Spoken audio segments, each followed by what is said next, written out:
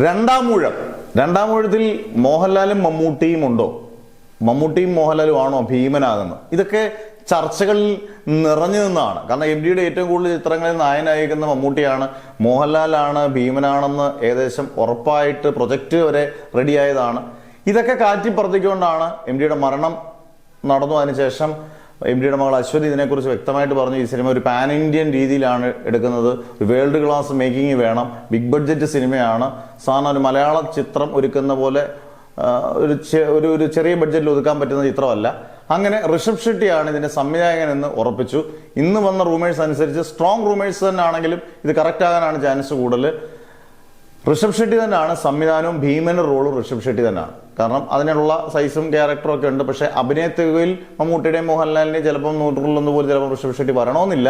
പക്ഷേ വിഷ്വൽ എഫക്ട്സും ബാക്കിയുള്ള VX ഒക്കെ വെച്ച് വലിയൊരു ബ്രഹ്മാണ്ഡ ചിത്രം നമുക്ക് പ്രതീക്ഷിക്കാം. കാരണം ഋഷഭ് ഷെട്ടിയെ സംബന്ധിച്ചിടത്തോളം 1 കൊല്ലോ 2 കൊല്ലോ മാറ്റി വെക്കുന്നതിനകത്ത് കുഴപ്പമില്ല.